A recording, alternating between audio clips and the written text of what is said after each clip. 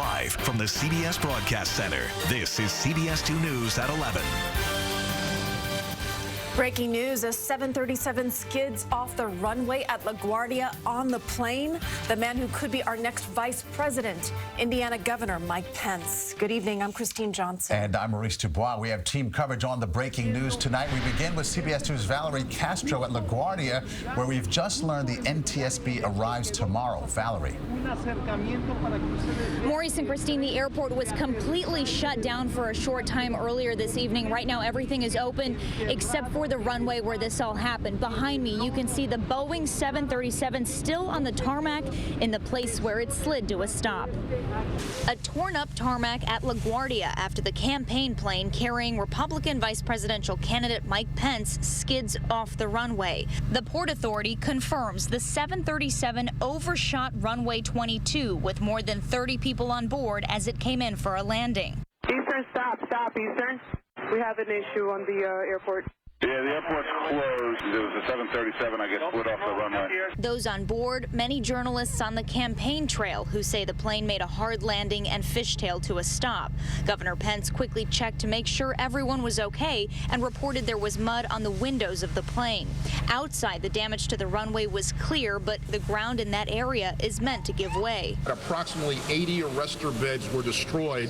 Arrestor beds are FAA-required installations at the end of runways to do exactly the purpose that they serve tonight, which is to slow down an aircraft that is approaching the end of the runway. A man sitting inside his car witnessed the entire thing. I heard a noise. I didn't know what it was. I looked up and I saw this Trump-Pence plane making a noise, screeching, and it came to a stop right here. I knew something was wrong because you never hear that kind of noise. Republican presidential candidate Donald Trump, campaigning in Ohio, took a moment to speak with his running mate. I just spoke to our future vice president, and he's okay. Do you know he was in a big accident with a plane? After the incident, Pence thanked the firefighters who rushed to help, even posing for some pictures. A short time ago, he arrived at his Manhattan hotel, where he'll rest up before hitting the campaign trail again tomorrow.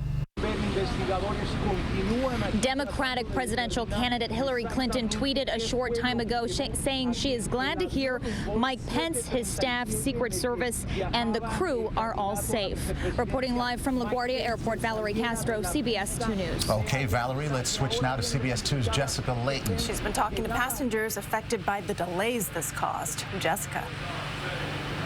Kristine and Maurice, planes are coming and going here at LaGuardia again, but I just went inside to check the board and I counted 5 cancellations, more than a dozen delays, and of course a whole lot of passengers who just want to finally get off the ground.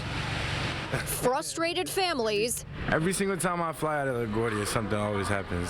And businessmen stranded in their suits, surprised to hear why they were stuck in the airport. Pence's plane? That's right. The campaign plane for Republican vice presidential candidate Mike Pence skidded off the runway while landing at LaGuardia, delaying several flights. We were trying to get on standby, and then they said, oh, the airport's closed. Well, I'm kind of annoyed. I mean, I want to get home. This was supposed to be a quick day trip to New York for Mike Melling. Now he's here until at least 6 a.m. Friday. And I'm not going to blame Pence for it, but if I can't get home tomorrow, it might affect how I vote, I think. I don't know. You know, I'm that borderline. This passenger who flew into New York from Guatemala wasn't surprised a plane had a problem. He says the weather made him pretty anxious in the air. My wife almost cried because it's very dangerous. And now that everything's under control, better be safe than sorry, right? The rest just want to get off the ground. I'm not an airport guy. I just want to go home. Have a good night. And despite those minor frustrations, the bottom line for everyone we spoke with tonight, they were all very happy to hear that Mike Pence and his entire campaign team were all okay after that close call on the runway. We're live at LaGuardia Airport tonight. Jessica Layton, CBS 2 News. All right, Jessica. A law enforcement official said tonight it appears a very wet runway contributed to the accident. With more on the weather conditions, let's head over to Lonnie Quinn. Lonnie. All right, Maurice, the NTSB is going to have more to say on that. I realize the law enforcement official is saying the wet runway played a role, possibly played a role. It wasn't the only thing, however. I mean, planes land in rain all the time. Portions of our area had their first snowfall today. Portions of our area had some ice out there. Not LaGuardia. LaGuardia right now is 56 degrees. As a matter of fact, when this took place, they were above 50 degrees. And their coldest temperature of the day, 42. So they never got down to the freezing mark. But rain was out there, still out there. And if you can zoom in tight on LaGuardia, I'm now going to give you 12 hours worth of data. Basically, for 12 hours straight, it's been raining at LaGuardia. Again, it could very well have played a role. I don't believe it's the only role. We'll find out more when we hear from the NTSB, but that's the latest on my thinking as far as this goes. Kristine, let's go over to you. Okay, Lonnie. Daring rescues after an overnight fire tore through an apartment building on the Upper East Side, sadly killing one person. But an 81-year-old man saved by firefighters is talking from his hospital bed only to CBS 2's Brian Conybeare. The smoke was so black and dark and heavy, I really didn't think I'd make it. During an exclusive interview from his hospital bed, 81-year-old James Duffy told CBS 2 he can't believe he was rescued from the inferno that engulfed his 5-story apartment building on East 93rd Street Thursday morning, lowered down on a rope clinging to a firefighter. To me, that is the miracle on 93rd. Duffy was burned on his arm, back, and leg, but says he'll be okay thanks to firefighter Jimmy Lee. There was a guy that needed to be helped, and we did that. We helped him. Because the flames were moving so fast, firefighter Lee had to do a roof rope rescue, a perilous last resort when the FDNY has to get someone out fast, and there's simply no other way.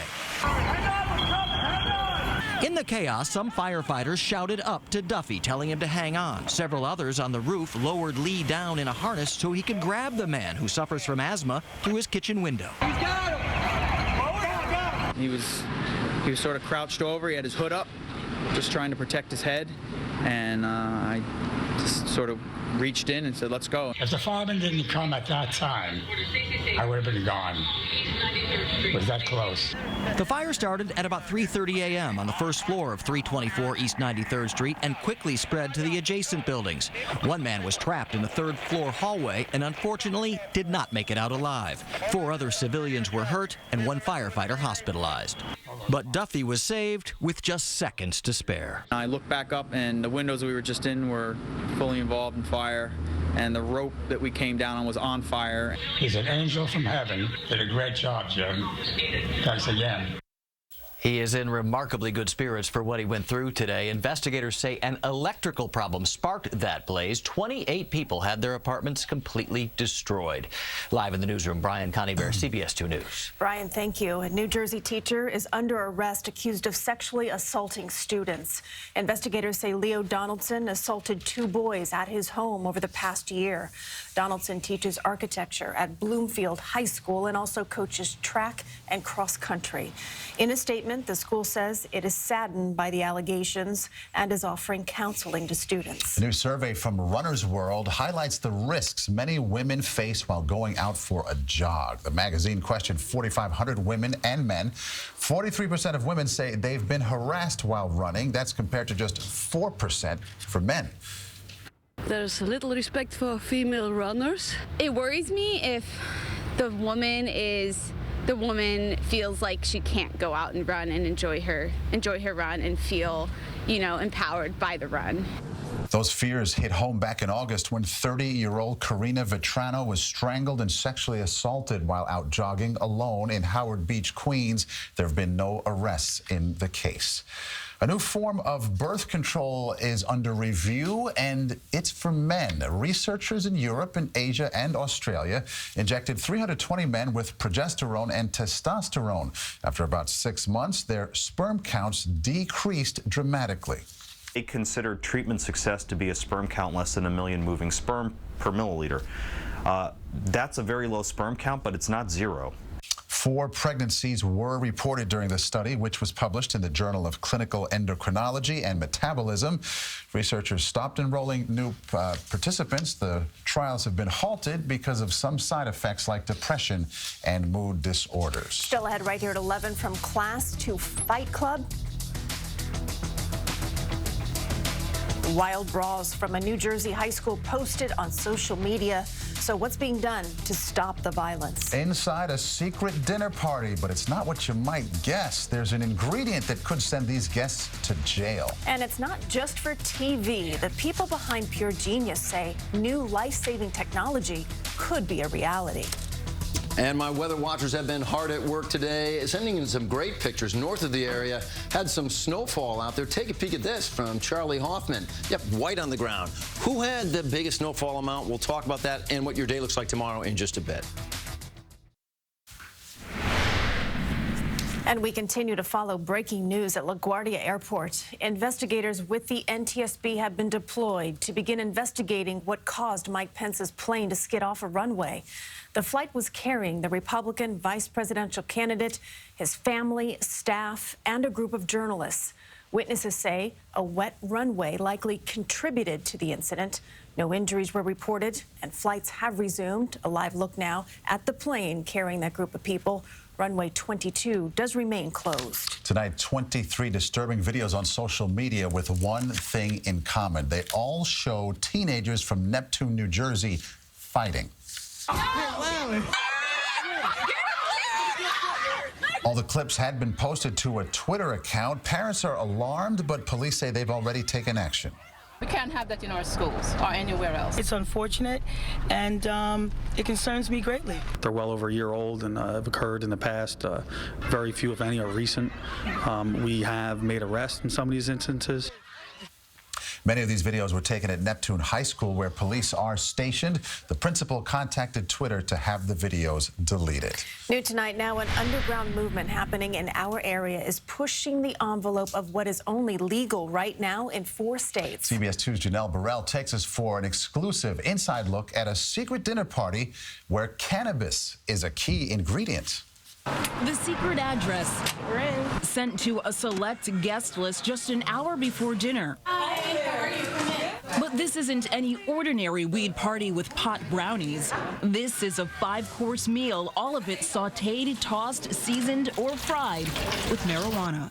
Welcome to Dinner is Dope. The group of about 20 diners who managed to get a seat, a cross-section of New York City professionals, lawyers, bankers, teachers, designers, all here for the underground experience of what they say is a controlled cannabis haze. And then we're going to take you on a beautiful journey and a stairway to heaven and have a beautiful time. What they're doing is illegal. And we feel like we're at the end of prohibition with cannabis right now. Mike, the chef and organizer, choosing not to share his last name, processes various strains of marijuana, extracting the potent THC component that causes people to get high, and infusing it into these oils that he cooks with, using it in all of the menu items right down to the alcohol being served. So you said you roasted this? Yeah, so basically you put this in the oven for about 20 to 30 minutes at about 250 degrees Fahrenheit, and then it basically activates the cannabinoids. Mary Lou is one of the guests who agreed to speak with us. Head is in a cloud. You feel light as air. You just feel right. It just feels a good feeling to leave you. You feel very relaxed. There are desirable and undesirable effects of ingesting cannabis. Dr. John Mariani is a psychiatrist at Columbia University who studies substance abuse. This is an unregulated industry. There's no labeling requirements. We don't understand what the potency might be in these various products. That hasn't stopped experimentation in the cannabis edible industry from growing. Marijuana for recreational use is legal in 4 states and Washington, D.C. In our area, the drug can be used as a prescription for medicinal purposes. And the restrictions are some of the most strict in the country. But at this recent cannabis conference at the Javits Center, people want access to this. Company representatives say they're eager for the laws in our region to change, showcasing an array of edibles, cannabis gummies, soda, chocolate, and even sweeteners. You can put a quarter teaspoon in your tea and it gives you a very mild high. These displays mock samples because the real products are not allowed over state lines. Experts say local lawmakers now have to find a way to keep up with the evolving industry. I would imagine that New York would either amend the law in some way in the future, or it's going to be an influx of illegal product here in proportions that we've not yet seen. Cheers, everybody. As for this cannabis supper club, diners say it's all about pacing and responsibility. When you leave, or do you feel like you feel that high? A little bit, yes. I wouldn't recommend driving from here. I would take the subway. While taking their chances may be dicey, they believe they're on the cusp of what could be a new legal normal. A higher dining experience. Janelle Burrell, CBS 2 News. And on Election Day, 5 states, Arizona, California, Maine, Massachusetts, and Nevada, will all vote on whether to legalize the recreational use of marijuana. Well, that was eye-opening. Very much so. Be interesting to see those votes. Yeah, it will be. We'll continue to follow that one. Yeah. Let's get a look at our forecast now. Lonnie Quinn standing by. It's been a wet, rainy day today. Hopefully tomorrow will clear up. Yeah, and even snowy for some folks. Yes, it Saugerties has, up in Ulster County picked up 4 inches of snow. This is a big number for anybody, but it was mostly rain for everybody. What I want to show you here, this is what we're going to be talking about. I put something together for you because there's still precipitation out there, but it's really just rain. I mean, it's still raining. I'll show you where that is. The temperatures are actually rising. That's why it's just rain. What about the chance for any of that to be refreezing? Okay, because we certainly had some ice out there for some of you up like in Sussex County and Sullivan Ulster County. Is there the chance for that to happen? Well, sit tight. It's all going to come down to how the temperatures play. Now, let's go over this way. I talk about how the temperatures are actually rising right now. Take a look at the almanac. I mean, here's the story. It's 54 degrees right now, and wouldn't you know, now is the warmest time of our day. That's why whoever had snow out there, it's now turned to rain for everybody. We'll get right to that. Here's your picture, vortex satellite and radar. Again, you're only seeing the greens, the yellows, the oranges. The oranges would be the heavier bouts of rain, the green just the light bouts of rain. But the heaviest activity I see, like right around Fire Island, pushing towards the Hamptons. Even a couple of thunderstorms out there. See those little lightning bolts right there? So yeah, you'll be seeing some activity in isolated spots as you go through the nighttime hours. A better looking day awaits for your day tomorrow. We'll tap into this air mass. It's a brighter looking sky. But what about the chance for any refreezing? I mean, that's an important thing to talk about. And take a look at how the computer models are handling it. You get to 8 o'clock in the morning.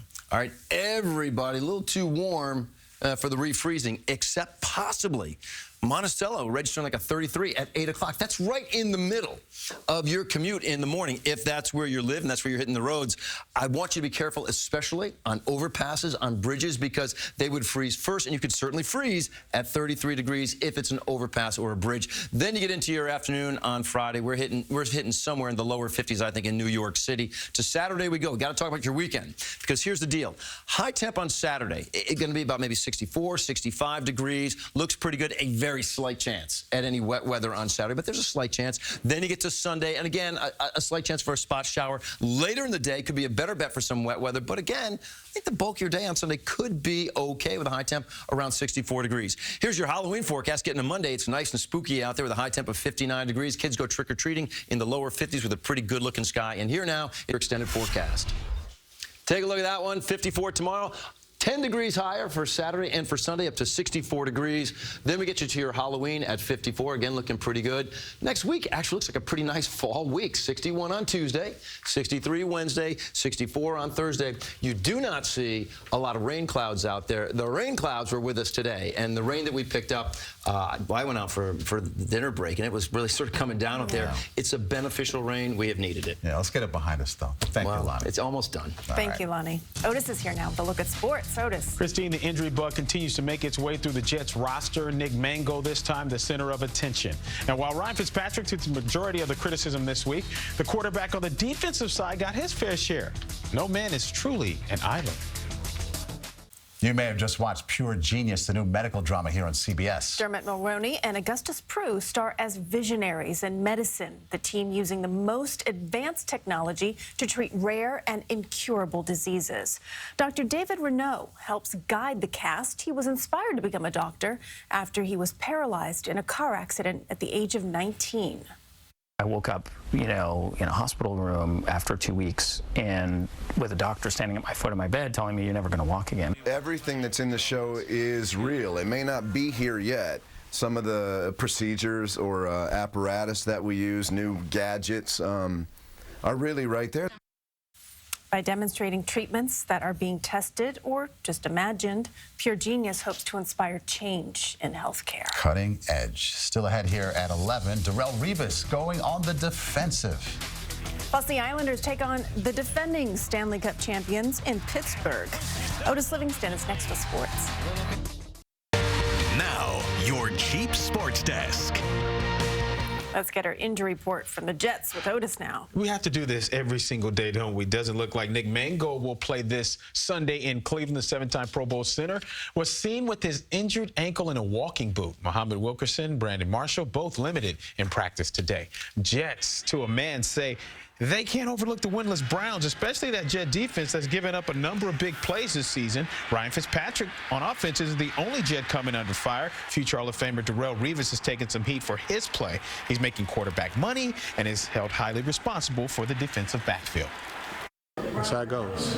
Win and lose games for the DB position. What I've done in this league is how I get critiqued as a quarterback of winning and losing games, or if a pass is getting caught. It's just like a quarterback throwing in a game-winning touchdown or a game-losing interception. So that's how it goes. The only local on ice tonight, the Islanders in Pittsburgh, where they were trying to even their record at 4-4. Pick this one up in the third. Team skating with the 1-all score. Evgeny Malkin slips one through Yaroslav Halak to give the Penguins a 2-1 lead. But the Islanders respond thanks to a friendly bounce off the inboards. Check this out. Shane Prince says, thank you very much. Game tied at 2. However, that tie was short-lived. Sidney Crosby, Sid the Kid, just his second game this season, scores his second goal of the season. The Penguins tacked on another and win it 4-2. And finally tonight, I'll let you be the judge. This is either really, really cool or really, really gross. 18-year-old Felix Passlack of Borussia Dortmund had a little time on his hands, so he started using his leg, knee, foot, did a little chewing gum juggling. He's pretty good. Almost loses it, but watch the recovery, and then the payoff. That's good. I mean, that's pretty, like I said, pretty cool or pretty gross. What do you guys think? I'm going really, pretty cool. Really good. That's good. That's not the kick in the back in the mouth. That's good. Okay. It's good. Okay. I mean, it's good. Right. 5-second rule, right? Didn't stay on one surface for more than 5 seconds. It's all good. Well, check out the rules. We're back in just a minute. Before we go here, one last check of the breaking news tonight. Live pictures from LaGuardia, where the plane carrying Governor Mike Pence and his family, the vice presidential Republican nominee, that plane skidded off the runway. Also on board were Secret Service, a number of journalists, and of course the crew from the flight team there. NTSB team's going to arrive tomorrow to take over the investigation. Latest right here on CBS 2 beginning at 4:30 a.m. Thanks for joining us tonight. Late Show is next with Stephen Colbert. He has Mary Louise Parker. Have a great night. Good night.